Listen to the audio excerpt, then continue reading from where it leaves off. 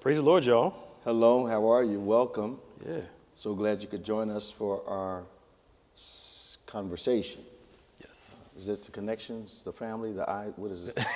Which one is Yeah, this? we're on the Bethany Connections on Facebook Friday afternoon. Okay. It's 12 o'clock, 12:07. Okay. We're calling that something else now, right? We're going to call it Conversations, yeah. He said, Conversations, we're going to call yes. it Conversations, yes. Welcome to Bethany Conversations, Yes. Friday afternoon. Yes. Amen. Yeah. And those of you watching on Sunday, be a part of our Conversations group. That's right. So you can watch early on Friday, not have to wait till Sunday at 10 o'clock to If watch you're it. watching from around the nation, or you're kind of geographically dislocated from us, join the Connections Church so we can get you further engaged and start to take you through our Embrace curriculum, get you exposed to all our lifestyle ministries. Those things are exclusive to those people that are in the Connections Church as members, virtual members of our church worldwide. Yep. Yeah. It's going to be cool. So join us today. So, Yes? the message.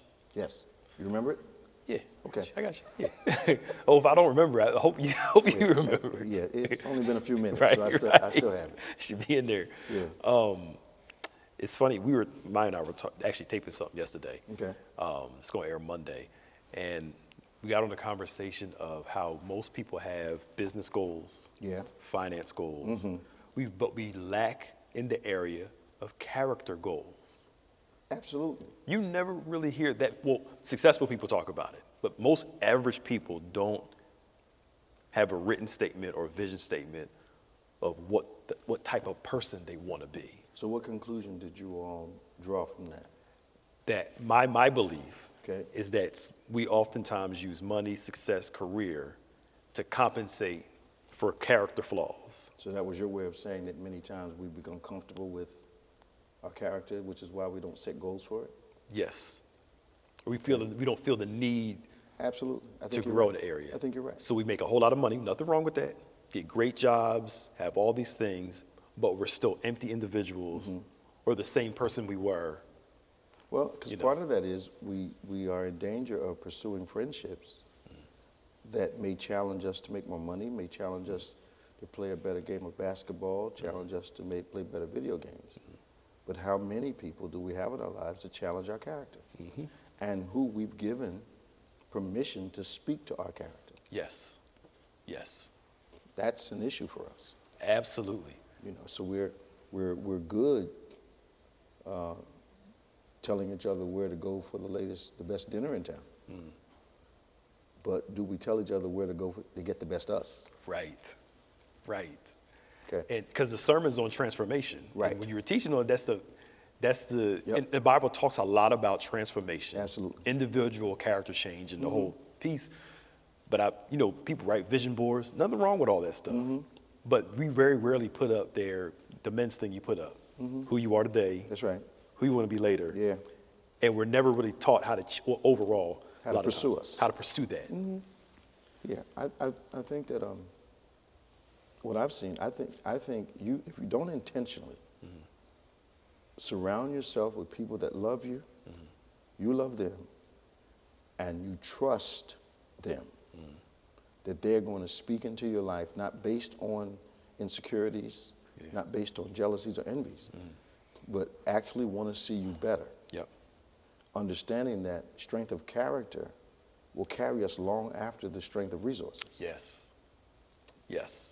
So you need people that have permission basically to tell you when you're wrong and you not be offended by the reality. But we tend to surround ourselves with confirming friends and affirming friends rather than character challenges. Absolutely. Okay. Absolutely. And some people are scared. We were in another panel talking about this. They're scared to deal with them because it's so sensitive. And they're afraid to actually deal with them, so they kind of hide and, dress it up. And Yeah, I think that some of us create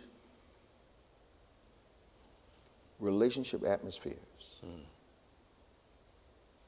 where we present 8 things that are good about us.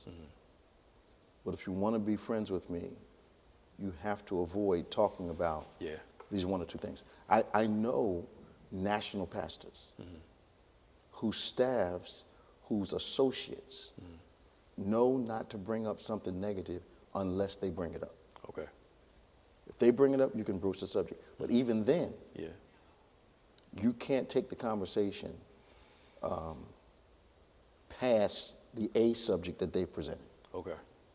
Okay. So what they're doing is surrounding themselves with people that support their dysfunction and never challenge them to grow. Absolutely. And when you do that enough, you become uncomfortable with people who will challenge you. Yeah. You know, I think in relationships, a lot of times, male, female, whatever significant other there is in your life, character development is not part of that relationship. That's true. Yeah. You're right. Because you can't talk to me about certain things that are going to disturb me foundationally. Right. Right. You're supposed to just love me as I am And and deal with it. I need you to lie to me when I ask you. When I'm challenged in another area of my life, I need to be able to come to you and ask you the same question, and you tell me I'm okay. Right. Knowing I'm wrong. Knowing that, because we wait for the negative characteristic to explode somewhere else other than where we are. Okay. And then can say, well, I had been meaning to talk to you about that for a long time. Yeah. But at that point for me, you could have helped me avoid the situation. Yeah. But I wasn't sure that your love trusted me enough to talk to you about it. That's the thing. So it's more of a love and trust thing. Oh, yeah. That's true. Yeah. Oh, yeah. Yeah. Oh, yeah. If you're going to love someone,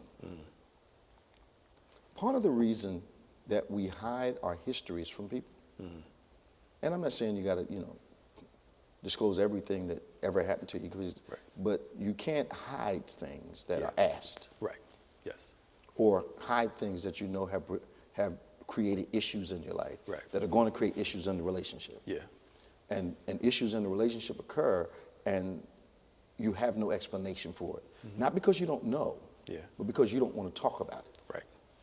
So you do that kind of thing when you're not sure that the other individual loves you enough to accept all of who you were. Yes. Yes. To me, love is, I can hear how you were. I need to hear how you were. Yeah. Because adults need the privilege of evaluating whether they want to deal with your history or not. Yes.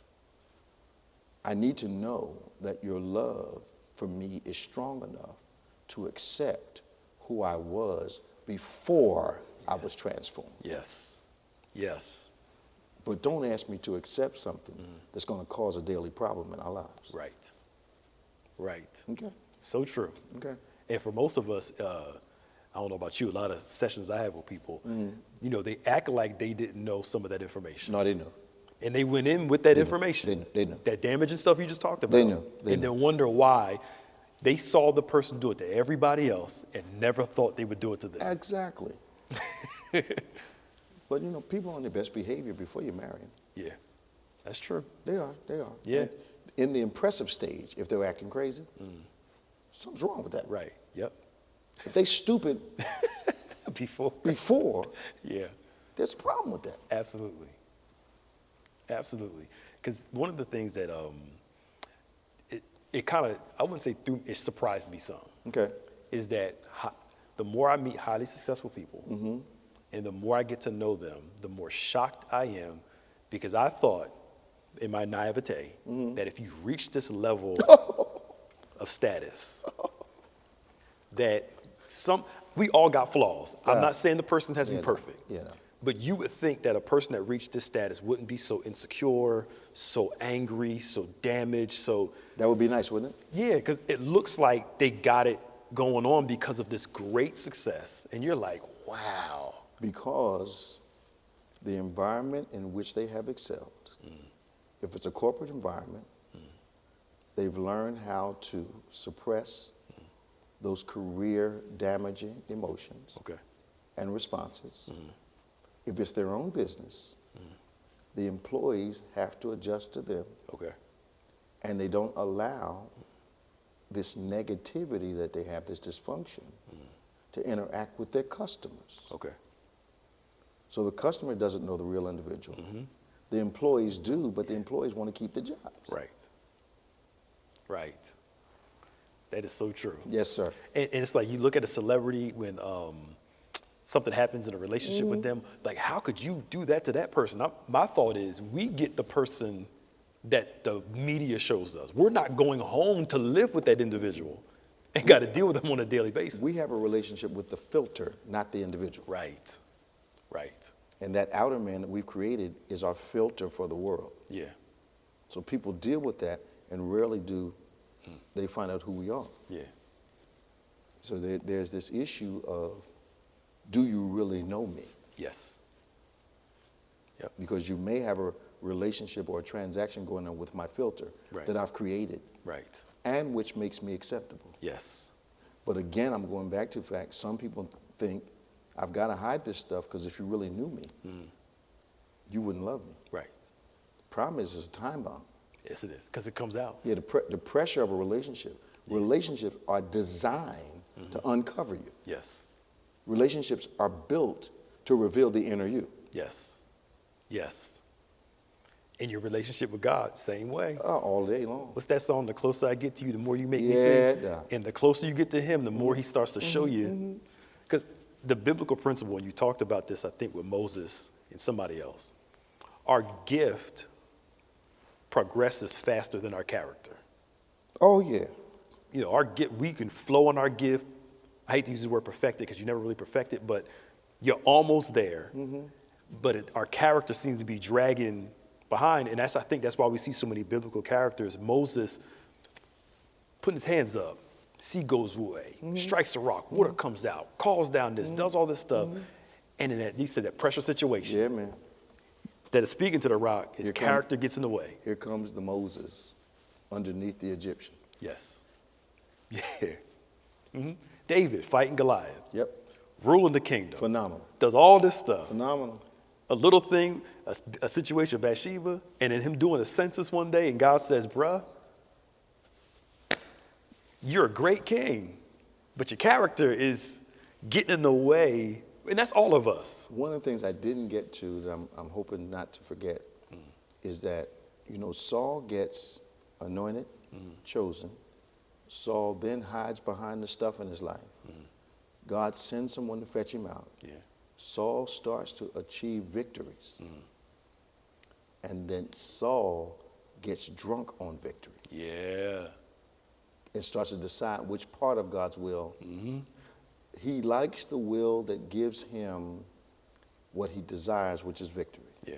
He doesn't like the sacrificial part Wow. of winning with God. And there is a sacrificial part in winning with God. Yeah. That's going to be cool. Doctor. I can see that all in my I head. can't wait to see So it. you go into that scripture where Oh, you yeah. oh boy. Oh, yeah. Okay. That's going to be nice. Oh, yeah. But you're right. Yeah, we get drunk off our accomplishments, drunk off all this stuff. And Will Smith said it earlier this year, late last year. He's like, you can't out-achieve your childhood issues. That's right. He said, I made all these movies, had all this money, I did all this stuff, but I was still that scared little kid. And people would have thought Will Smith missed the 4th of July. No. And he said, I was still that scared little boy. And eventually I had to deal with it. What's that I saw? The actor has to behave during the movie Yep. as if he does not know the conclusion. Yep. Now, we know the conclusion, Yep. and we conduct ourselves like we don't. Yep. And right, God gives us all this word to show us these different outcomes. I win, but I don't conduct myself as though I win. Yep. So God challenges us to continue to grow personally. We were talking to somebody in one of these panels. They're all blended in together. Yeah. Psychologists, I didn't know this, but it hit me a couple years ago, and psychologists proved this, that at the age of 30, around the age of 30, your childhood issues start coming out. Okay. The stuff you forgot about. It's like this window from 30 to about 50-something. Yeah. Where something in you just starts coming out to deal with your childhood stuff. You know what it is? You ask, oh, It's real simple. okay. the pressures of commitment and responsibility start to reveal what we've been able to hide for the first 30-some years of our lives. Yeah, that's true. Which is why a lot of this stuff, if it's not delivered or healed, you take it into the next major relationship. Yes. Yes. And then if it's not delivered, you pass it to the children. Yep. Yeah. Become one of them senior people that's always mad, angry, bitter. They miss that window.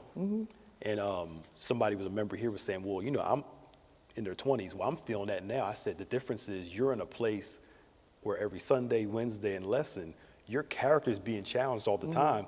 So the process is sped up, where you're not like, you know, some of us, well, actually all of us, in our 30s, 40s, 50s, still managing some Trying stuff. to find out. Yeah. Like, if you can get it when you're early 20s, get it then. I think our parents, you know, I came from a family where they challenged your thinking very early in life and asked you why did you do a certain thing. So they taught us how to think. Yeah. Now, that is no guarantee. Sure. Because when I got away to college, the security of my upbringing caused me to be curious about other thought processes. Yeah. And I started thinking in ways that would get me to the results that I saw my fellow alumnus achieving. And they weren't all positive. So I spent a freshman year trying to achieve what I saw them achieving. What I saw as popularity, which, and this is insane what I'm about to say, trying to be unique but like everybody else at the same time. Yeah. That is maddening. No wonder they were so confused. Right. I want to be special, I want to stand out, but I want to look just like everybody else. Yep. I want to do everything everybody else is doing. Yeah. Because there's an insecurity in actually being unique. Absolutely. Absolutely. So we end up conforming rather than it's all transforming. There you go. I adjust to outside things. I allow it to shape me. Yep. So I build a better filter and never discover who I am. Yeah. So I get to the career goal and miserable as I can be. Yep. Because you know internally, the only thing that's developed is my title escalation. Absolutely. And my income. Absolutely. I have a friend that has done really well in his life. And when I tell you he has not developed in character from the time I met him as a freshman, absolutely. Okay. Thing that has saved him, he's been working with technology. Okay. So he hasn't had to interact with much. people, yeah. Wow. Hasn't had a chance. Yeah. Wealthy. I talk to him 10 minutes, and I've got to correct him 8 times. Yeah. Remember who you're talking to? Yeah. It's the same guy with achievement attached. Right. Yep. And God shows us so much about having success is great. All those things are good. But the Bible does say all of us are going to go through the fire. Yep. And the thing is, what's going to outlast that fire? Not our wealth, not our fame, not our not our success or our popularity. All that stuff's going to be burned up with the hopes that all of us will go through, that we will make it in. That's in Corinthians somewhere. Yeah. Job's test was not about his possessions. Yep. His test was about his character, his relationship with God. Yeah.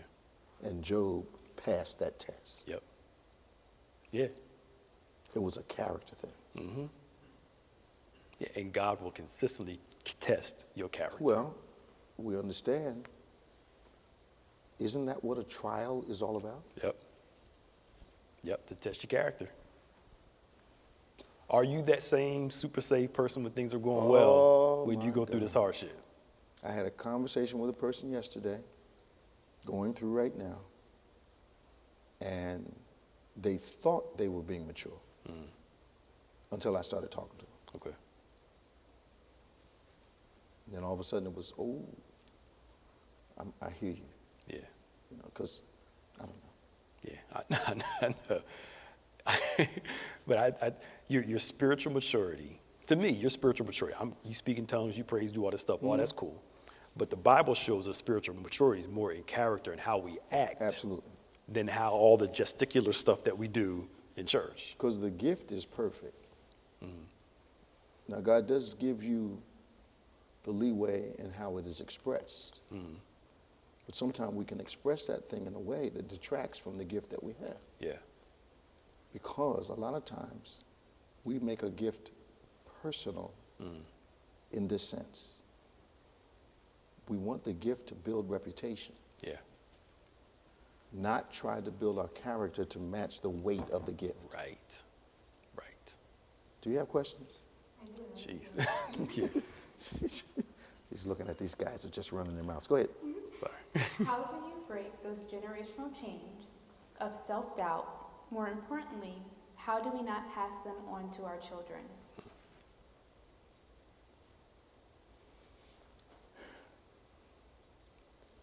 I think it's difficult to get started. But once you start, the difficulty is getting to recognizing the emotional thought process patterns in our lives, our responsive patterns, our thought patterns, our feeling patterns. Once you can recognize those patterns, you can connect the dots back to the cause. Until a lot of people want to break that influence, that curse, but are unwilling to be historic about their own lives.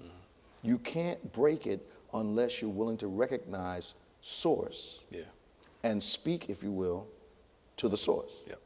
And when I say speak to it, not just, be gone, but address the source. Right. And then look at the pattern from that point in your history that produced your present reaction. If you're not willing to do that, you won't break the pattern, the continuity of generational behavior. Okay. That make sense? Okay. How do we balance pushing someone to become better and just accepting them for how they are? Well, I mean, the person has to be first willing to be open to change. The other thing, too, is I think some people make the mistake of trying to correct without proper relationship. To me, where there's right relationship, I may not like what you're saying, but I trust you enough to accept what you're saying, even though it's hurting me, for me to hear it. And it's weird. I don't know about you, but I've noticed that children will adopt the suggestion of someone else. And you'll find out about the suggestion when they say something like, I can't do it, or I'm not good at this. And I do a garden thing. Who told you you couldn't do it? Right. Yep. Who told you you weren't good at it? And then you have to rely on the love relationship and the trust that if others say you can't, I can show you how. Yep. And then methodically begin to break down that barrier of doubt that doubt creates.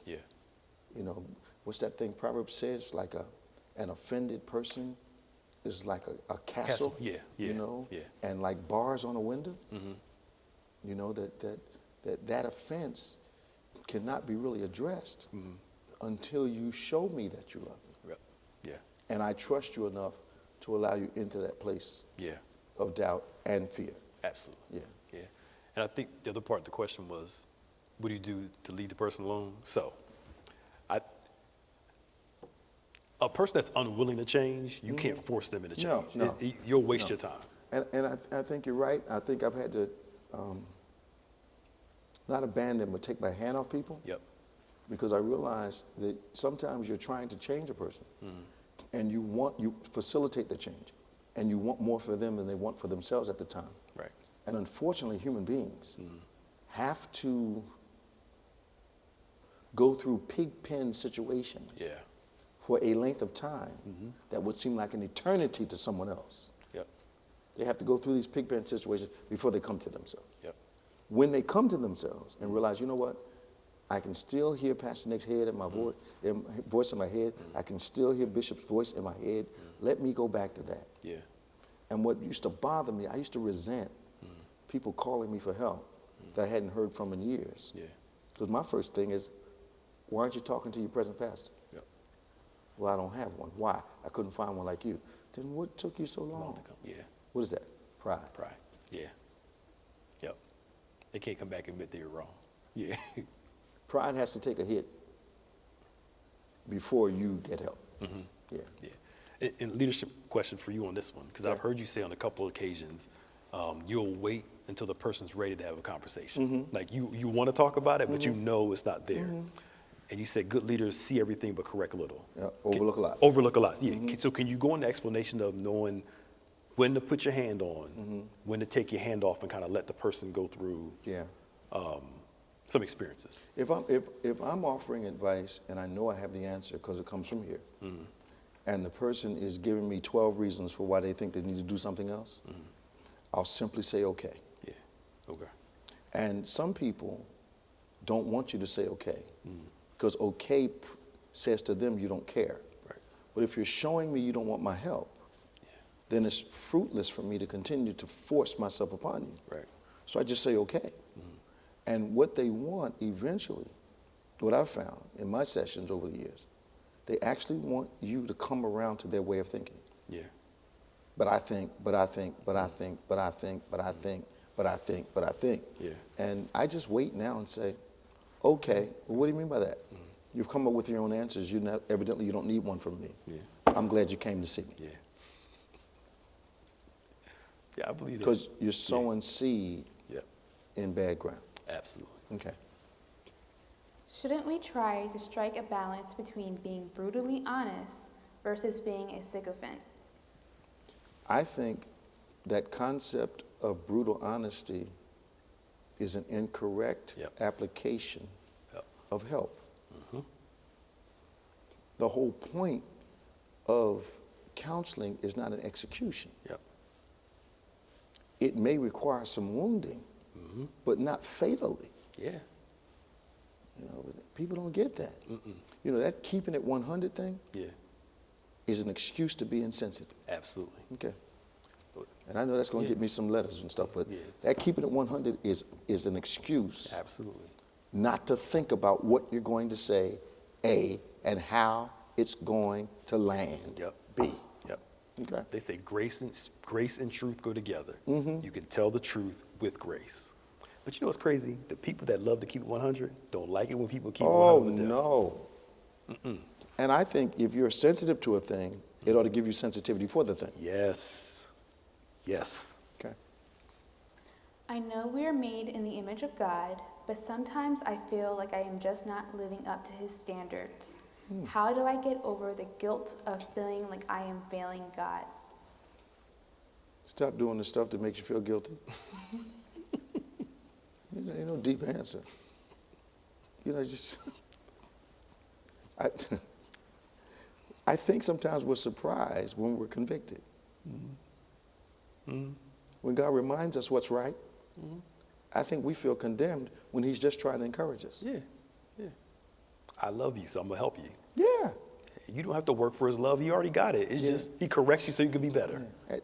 And he says, the way you show me you love me is to do what I say. Yep. The way you show me that I'm your father is to allow me to lead you.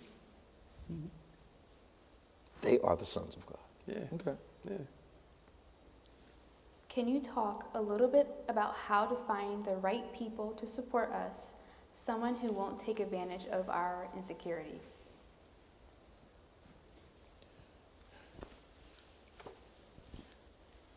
I think people are a little too premature,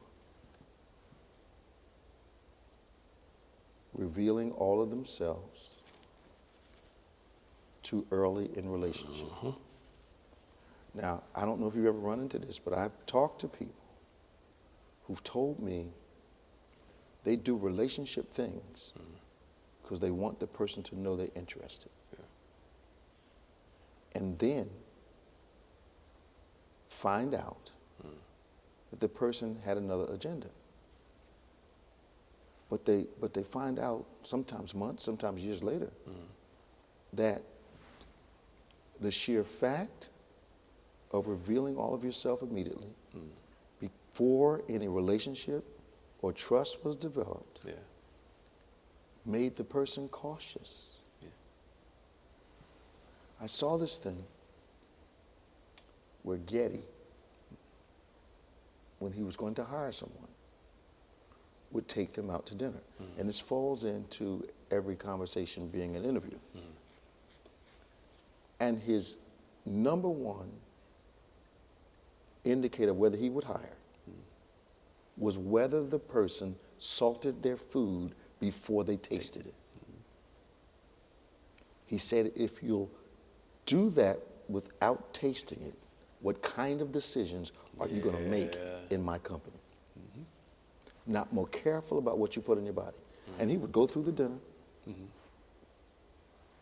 Glad we had this time together. Yeah. But I don't need somebody that makes decisions like that. Wow. And they would never know why he didn't call them back. Wow. You know, you can share your ministry with millions, Yep. but you have to be very wise about who you share your life with. Yep. We tend in this culture to share our lives with anybody that'll listen. Yep. Yep. I watch these social media platforms, and I am astounded what people share with folk that will never meet them. Yes.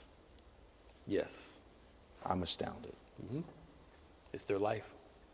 That's the crazy. It's their world.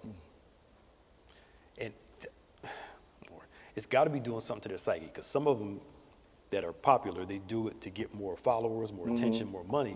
But that has to be damaging to you long term, to be that vulnerable to that degree, and to basically pimp yourself out a little bit. I hate to say it like that. Yeah, yeah. That's what I think. Yeah. You know, but I think the issue for us is that for every 1 or 2 people that you think follow you, there's 3 to 5 that are saying, that's wacky, I don't want to be associated with that. Yeah. Yep. So all you want are the people that will never criticize your dysfunction. Yep. And you call them friends. Okay. Is there a difference between self-confidence and self-esteem? Is it possible to have one without the other? I don't think so. I think they're together. Yeah. I think they're 2 sides of the same coin. Because if I don't feel good about myself, it's hard to have confidence. And if I don't have confidence, low confidence is usually not tied to high self-esteem. Right. Yep. Yep. Yeah. Literally. Yeah. How can you help a person build their self-esteem through ministry? Do ministry. Through or doing ministry? Through ministry. Is that the right way to build your self-esteem, through ministry? In the sense of They may be talking about Okay. how does ministry help Okay. self-esteem. Okay. I think it definitely can. Yes. A, giving you the diagram for who God created you to Okay. be. Yeah. And B, becoming productive within that diagram. Right. So the outcomes in your life change. Okay. Because failure continued year after year does not help your confidence or your self-esteem. No. No. You know, so start to add up some victories Okay. that God would appreciate, God would be pleased with. I think ministry can help you overcome. Okay. Yeah. Oh, my mind went to first people using the title to. Yeah, feel, well, you know, that's the negative side. That's That's yeah. the negative side, you know. Yeah. You know, call me Reverend, Yeah. 'cause I don't have anything else unless you call me Reverend. Yeah. Yeah. Yeah. Yeah. Yeah. Yeah. And yeah. Okay. I have been hurt by spiritual leaders who just say, I told you so, when I make mistakes. Is this God's judgment or just a person's opinion of me? How can I tell the difference? I think fathers, now correct me if I'm wrong here. Okay. I think fathers will lovingly restore you, correct you, help you get you on your way. They're going to include that I told you so in there somewhere.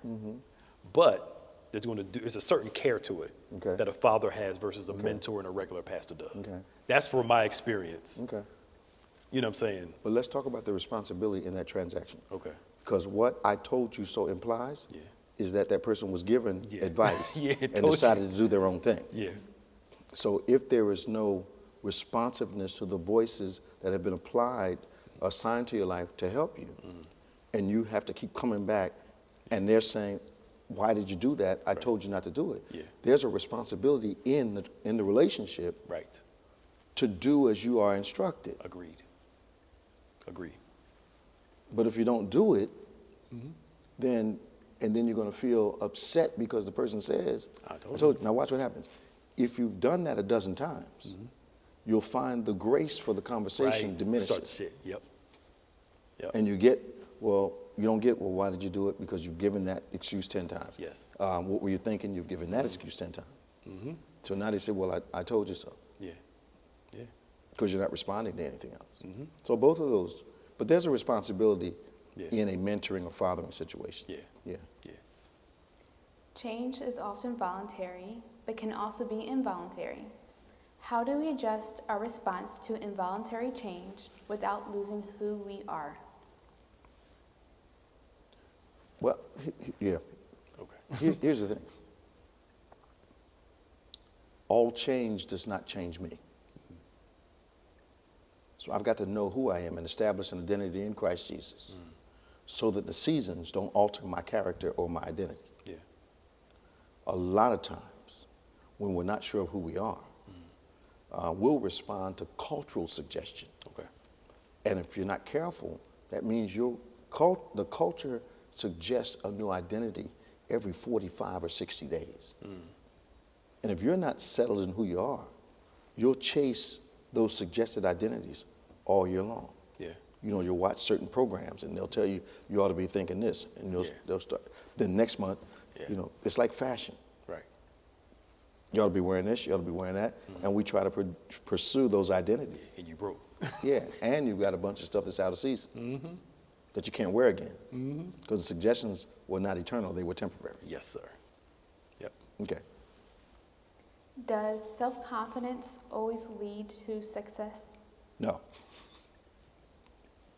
No. Nah. You can have a low self-esteem and be successful. Yep. It's your work ethic. And you can have high self-esteem Yeah. and still fail. Absolutely. Can you talk a little bit more about forgiveness of others, but more importantly, how forgiveness of ourselves when we keep making the same bad choices? Okay. You want to take it first? Sure. To me, the hardest person to forgive is yourself, because you see everything about you. Forgiveness of self, to me, is when forgiveness first is a perception change. Right. I'm changing the way I see this person or this thing, which Right. allows me to change my reaction towards them. Right. The way I've learned to forgive myself, I think a lot of people, they struggle to forgive themselves because when they think about that flaw or the mistake they make, the first thing they say is, I can't believe I did that. Okay. And then one day I was driving in the car, I still remember the street. I was thinking about a mistake I made. I said, I can't believe I did that. And something in me said, believe it. And when I finally believed it and thought about who I was at the time, my mindset, my reactions, I said, I can see why it was wrong too. It was still wrong. I said, I can see why I did that. This weight came off of me. Absolutely. Because for the first time, I was realistic about who I was at that time. You weren't in denial anymore. Yeah. And denial will lead to a struggle to forgive yourself. Yeah. I think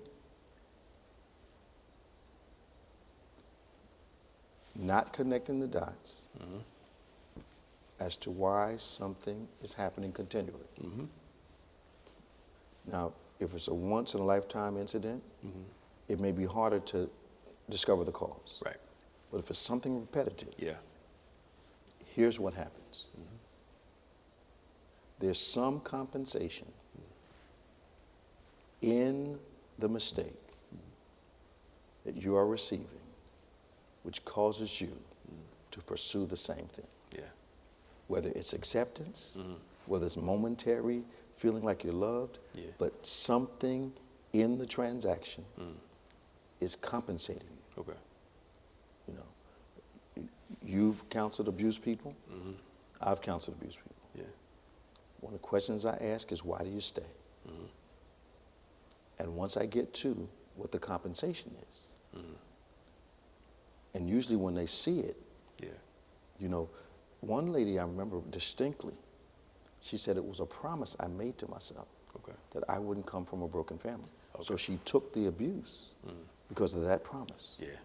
And the compensation for her, when the whole world said you should leave, Yeah.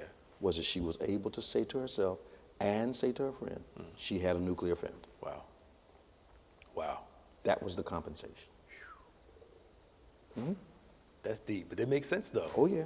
Yeah. And all relationships produce compensation. Yeah. We call it reciprocation. But all relationships produce compensation. Yeah. And sometimes in a bad one, the compensation is addressing something Yeah.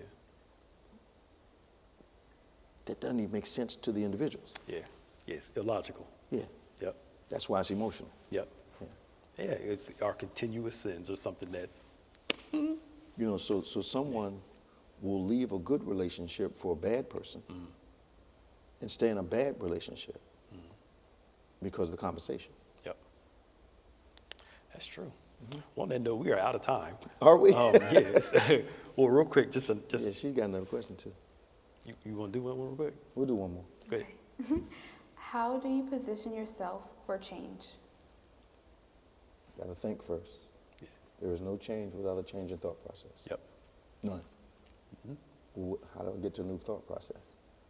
Check out the patterns that have produced results that were not advantageous. Yep. The patterns will reveal the thought process. Change the pattern, change the outcome. Yep. Okay? Yep. All right. Cool. So real quick announcements real quick. We had some people drop off some more backpacks. If you need them, call the church extension 113. Kathleen Medley will make sure you get them. If you know a needy family that needs them, we have a bunch to give out still. Okay. This coming Sunday, we're not doing 10 times better. We're not? Pastor Lucette, Okay. that service. Bishop did a message for Pastor Lucette, one of our harvest pastors.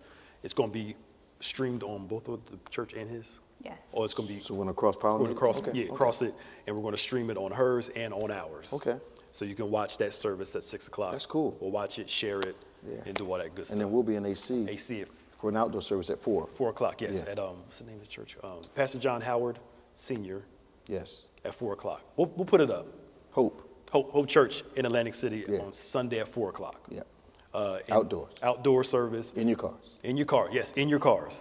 And if you can't make it, we'll share it on they're streaming the service and we'll share it on our platforms. too. Sure, sure. All right? See y'all. Take it easy.